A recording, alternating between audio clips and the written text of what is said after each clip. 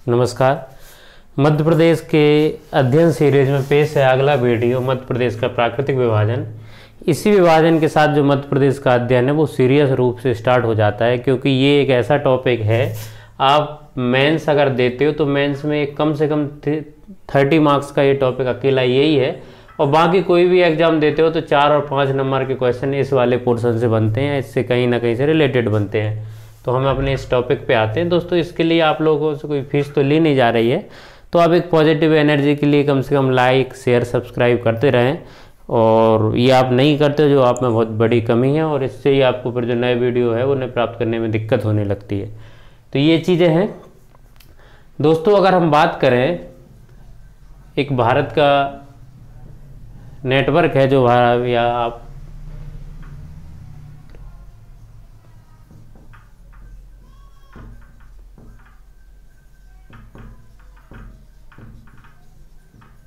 एक प्रकार से इंडिया का इंस्टीट्यूट है, या आप कहें एक प्रकार से भारत को विभिन्न विभाजों में, विभिन्न भागों में जो विभाजित करता है, प्राकृतिक क्षेत्रों में जो विभाजित करता है, जो हमारे इंडिया की मैप के थ्रू इनका विभाजन किया जाता है, उसने हमारे मध्य प्रदेश को 3 बड़े भागों में बांटा है, या इसको हम बोलते हैं भू आकृतिक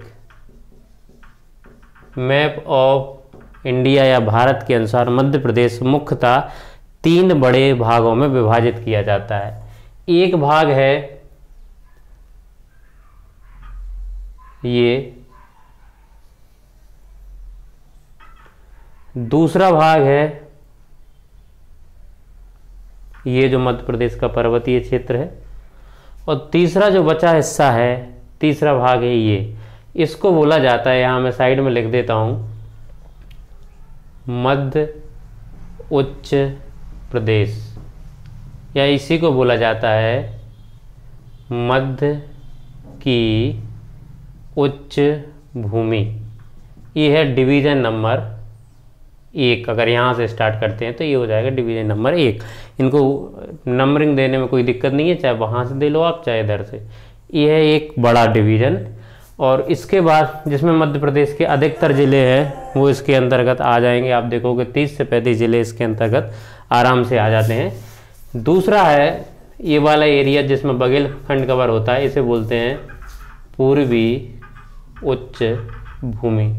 कुछ बुक या मैटर ने 2 विभाजन दिए हैं जो गलत है दोस्तों। मेंस वगैरह में मैं इसी प्रकार से मैंने लिखा है, पहले भी आ चुका है, और कुछ नई किताबें या नए सोर्स वाले या नए इंस्टीट्यूट वाले इसके 2 विभाजन देने लगे, वो गलत है, आप लोगों को भी मुश्किल हो जाएगी।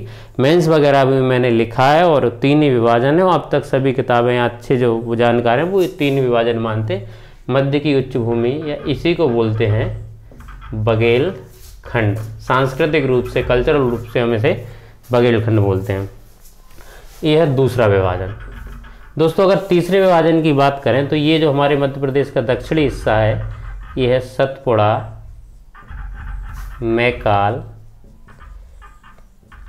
पर्वत क्षेत्र या प्रदेश। ये हमारे मध्य प्रदेश का तीसरा विभाजन। ठीक है दोस्तों, लगभग ये दोनों हैं, ये लगभग 10% के समथिंग में है, ये कुछ 7% के समथिंग में। तो ये हिस्से बड़े छोटे छोटे हिस्से हैं। लेकिन अगर हम बात करें इस वाले हिस्से की, तो यहाँ देखो इसकी जलवायु में बहुत अंतर है, और इसके पानी में, वर्षा में बहुत अंतर है, तापमान में बहुत अंतर है। यहीं पर देख लोगे आप, इसी एक क्षेत्र में, सिर्फ एक ही क्षेत्र मध्य का उच्च प्रदेश, जिसमें मध्य प्रदेश की लगभग 83% लैंड आती है।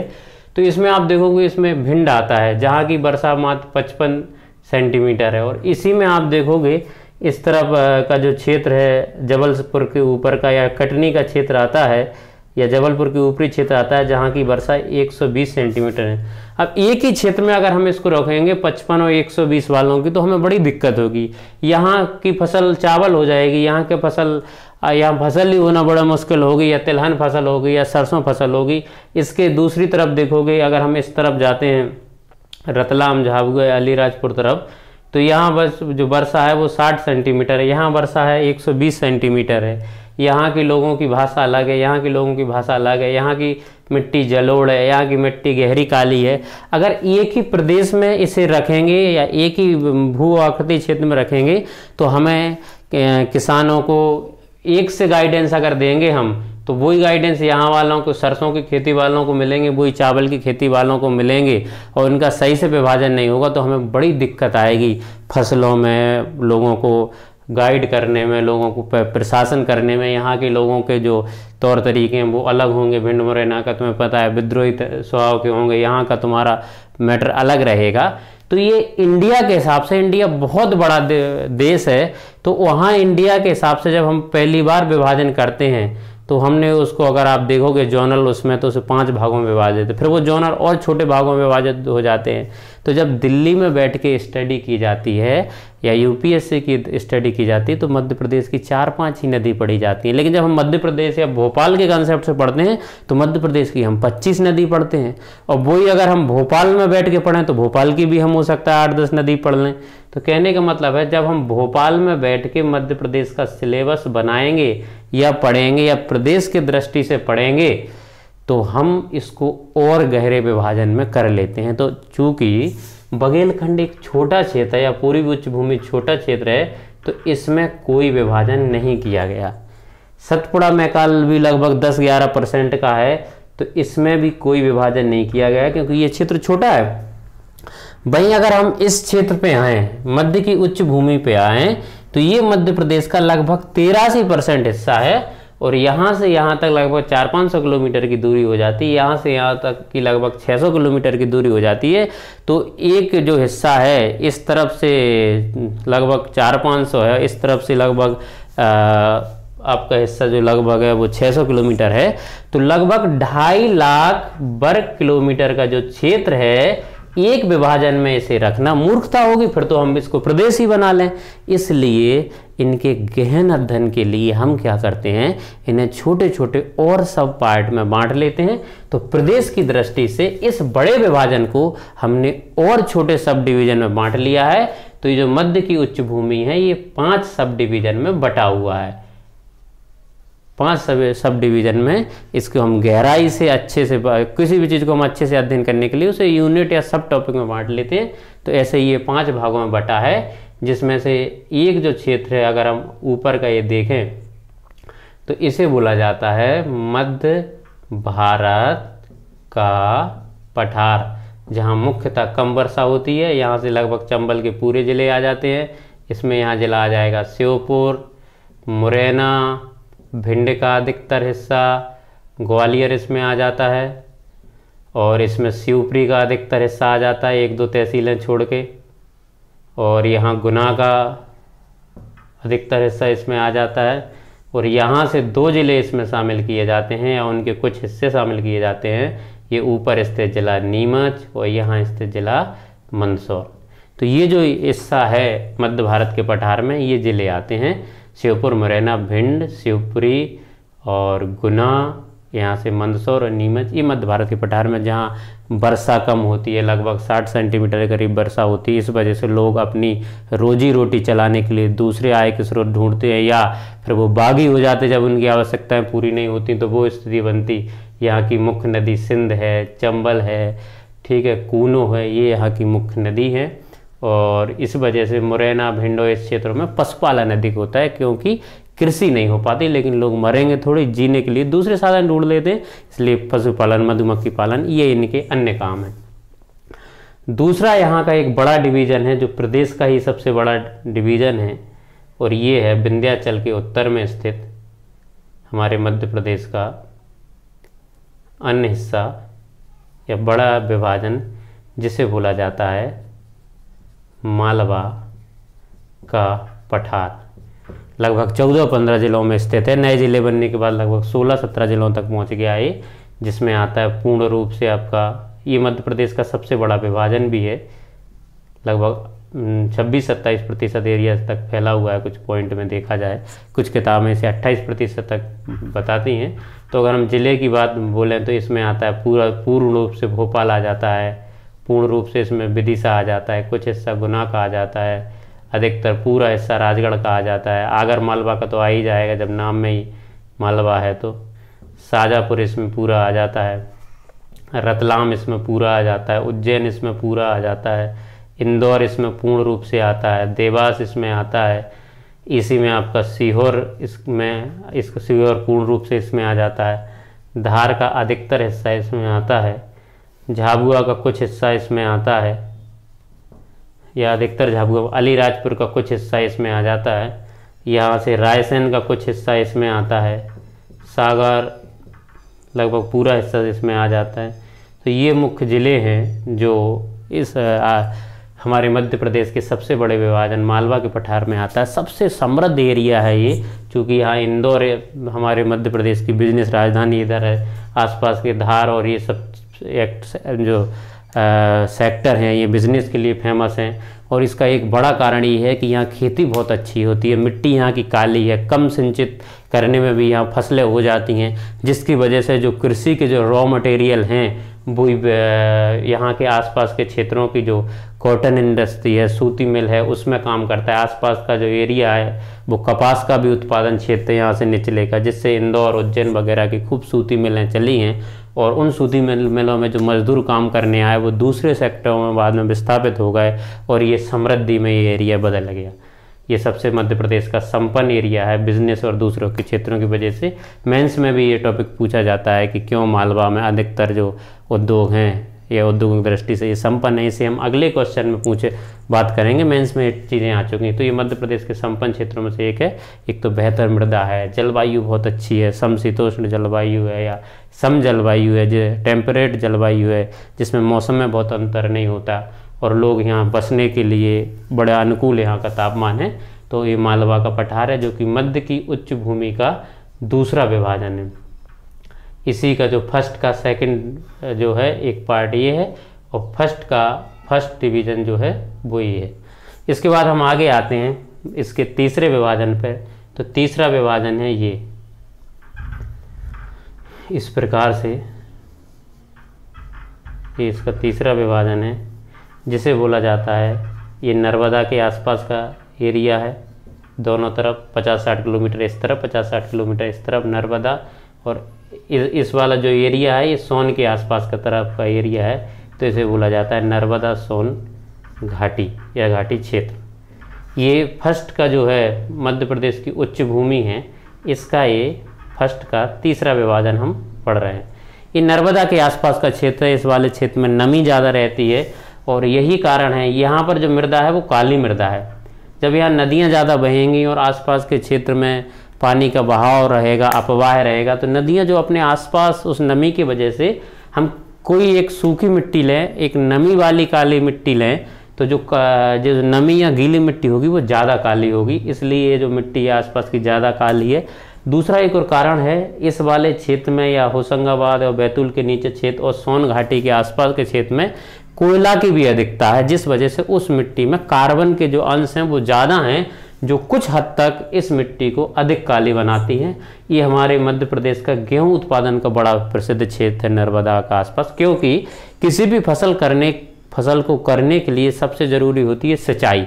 और नदी के आसपास की जो मिट्टी है तो कहीं ना कहीं उसमें भले वो काली मिट्टी है लेकिन एक प्रकार से थोड़ा बहुत लवड़ता या महीन मिट्टी के अंश आ जाते हैं। इस वजह से बेहद उपजाऊ क्षेत्र है। होशंगाबाद हुआ, नरसिंहपुर हुआ, हरदा हुआ और ये जो आसपास के क्षेत्र हैं जबलपुर हुआ, ये गेहूं उत्पादन के लिए जो नर्मदा सोन घाटी है हमारे मध्य प्रदेश में बड़ी फेमस है। मध्य प्रदेश का लगभग आधा गेहूं यहीं पर उत्पादन किया जाता है। और चूँकि दो नदियाँ हैं नर्मदा, और नर्मदा आपको पता है एक प्रकार से भले हिमालय की नदी नहीं है लेकिन फिर भी इसमें पानी बहुत पानी रहता है। तो नर्मदा और सोन और इसकी 41 सहायक नदियाँ हैं जो यहाँ बड़ी बड़ी परियोजनाएं हैं। इंदिरा सागर जैसा डैम है, ओमकारेश्वर, महेश्वर, बरगी सागर। तो जो सिंचाई की जो संपूर्णता है वो ये नदियाँ करती हैं, जिस वजह से यहाँ गेहूं और दूसरी फसलों के लिए बड़ा उत्पादन क्षेत्र है। तो ये कृषि की वजह से बड़ा संपन्न क्षेत्र है, जिसमें मुख्य जिले आते हैं। जबलपुर इसमें आता है, कटनी इसमें आता है, नरसिंहपुर इसमें आता है, होशंगाबाद इसमें आता है, हरदा इसमें शामिल किया जाता है, कुछ हिस्सा इसमें खंडवा शामिल होता है, कुछ हिस्सा इसमें खरगोन शामिल होता है और कुछ हिस्सा इसमें बड़वानी शामिल होता है। कुछ ये पार्शियली शामिल होते हैं और कुछ हिस्सा इसमें अलीराजपुर शामिल होता है। पार्शियली इन जिलों की बात होती है। पार्शियली इसमें कुछ रायसेन का हिस्सा आता है जो रायसेन की बारना नदी के आसपास का हिस्सा है। कुछ हिस्सा इसमें देवास का नेमावर वगैरह शामिल किया जाता है, कुछ हिस्सा इसमें दमोह का शामिल किया जाता है, हालांकि इतना नहीं किया जाता है। तो ये है, ये इस क्षेत्र के मुख्य ज़िले हैं। इसके बाद हम आते हैं इसी मध्य प्रदेश की उच्च भूमि के चौथे डिवीज़न पर। इस मध्य प्रदेश की उच्च भूमि के हम आते हैं अब चौथे डिवीज़न पर, जो है ये वाला क्षेत्र। इसे इस प्रकार से हम बना लेते हैं ये, और इस वाले क्षेत्र को बोला जाता है बुंदेलखंड। बुंदेलखंड पहले डिवीज़न का ये चौथा हिस्सा है। बुंदेलखंड में भी बारिश कम होती है, लेकिन चंबल या मध्य भारत के पठार से ज़्यादा होती है। यहाँ वर्षा 80 से लेकर 90 सेंटीमीटर होती है, लेकिन यहाँ की जो भूमि है वो आर्कियन चट्टानों से बनी है, ग्रेनाइट एवं नीस जैसी चट्टानों से बनी है, जिस वजह से होता क्या है कि जुताई वगैरह में बड़ी दिक्कत होती है। और यहाँ चट्टानें पथरीली ज़्यादा हैं, जिस वजह से क्या होता है कि अगर हम पथरीली अंश ज़्यादा रहेगा, उनकी जो बेहतर जुताई नहीं होगी, और जब सिंचाई करेंगे तो बेहतर सिंचाई भी नहीं होगी। पौधों की जो जड़ें हैं पत्थर होने की वजह से वो भी नीचे नहीं जाएंगी, जिस वजह से कृषि यहाँ अधिकतर नहीं होती। और जो मिट्टी एक प्रकार से ऊसर हो, गैर उपयोग की हो, या फसलों का जहाँ उत्पादन कम हो, वहाँ दालों की फसल की जाती है, क्योंकि वहाँ नाइट्रोजन की कमी रहती है। तो दालें ऐसी जगह हो जाती हैं, और दालों की फसल करने से जो दालों के जो पौधों में राइबोसोम पाए जाते हैं, तो वो उसमें नाइट्रेट की भी मात्रा बनाते हैं, छोड़ते हैं, जिस वजह से अगली बार जो फसल करते हैं उसमें बड़ा फ़ायदा पहुँचता है। यहाँ का जो दतिया का एरिया है, यहाँ सिंध और आसपास के एरिया में जलोढ़ मृदा है, तो यहाँ चावल और गेहूँ की कुछ खेती हो जाती है। कुछ इसमें 1-2 तहसीलें शिवपुरी की आती हैं, या जो चंदेरी जैसे ज़िले आते हैं। तो यहाँ जहाँ जहाँ कृषि लायक ज़मीन है वहाँ गेहूँ की खेती की जाती है। यहाँ भी रबी के सीज़न में जहाँ जहाँ फसल की जाती है वहाँ गेहूँ की फसल की जाती है। बाकी जो खरीफ का मौसम है यहाँ दलहन की फसल की जाती है, चना वगैरह थोड़ी बहुत इनकी फसल की जाती है, मटर वगैरह की फसल की जाती है। लेकिन जो मिट्टी है वो खेती योग्य कम है, क्योंकि जो चट्टान है वो कठोर है। हाँ, यहाँ के कुछ जो पर्यटन स्थल हैं वो बड़े बेहतर पर्यटन स्थल है, जैसे खजुराहो है हुआ, और यहाँ पर चंदेरी यहाँ पर है, दतिया भी है, यहाँ ओरछा है निवाड़ी ज़िले में। तो अगर सरकार को ये कोशिश करना चाहिए, मेरे से इंटरव्यू में भी इसकी सलाह मांगी गई थी कि अगर वहाँ बुंदेलखंड में फसलें कम होती हैं तो और क्या बेहतर रोजगार के उपाय किए जा सकते हैं। तो एक ऐसा उपाय किया जा सकता है कि इस पूरे बेल्ट को एक टूरिज्म सर्किट से जोड़ दिया जाए। तो जब लोग अगर ओरछा घूमने आएंगे या खजुराहो घूमने आएंगे तो वो ओरछा भी जाए, दतिया भी जाए, चंदेरी भी घूमे, टीकमगढ़ के कुछ जो ज़िले हैं कुंडेश्वर वगैरह स्थान है वहाँ भी घूमें। तो एक अगर सर्किट बन जाएगा तो वो लोग उस पर जाएंगे, और यहाँ वहाँ खाने या रेस्टोरेंट होटल की ज़रूरत पड़ेगी तो बुंदेलखंड के लोगों को रोज़गार के नए साधन मिलेंगे। हालांकि नदी जोड़ो परियोजना में कैन और बेतवा जोड़ी जा रही हैं, तो हो सकता है फ्यूचर में यहाँ सिंचाई के बेहतर साधन उपलब्ध हों तो इस क्षेत्र में खुशहाली आए। अगला क्षेत्र जो बचता है, हालांकि हमने ये इस प्रकार से तुम्हारा बुंदेलखंड का क्षेत्र बचता है, तो अगला जो क्षेत्र है इसको बोला जाता है रीवा पन्ना।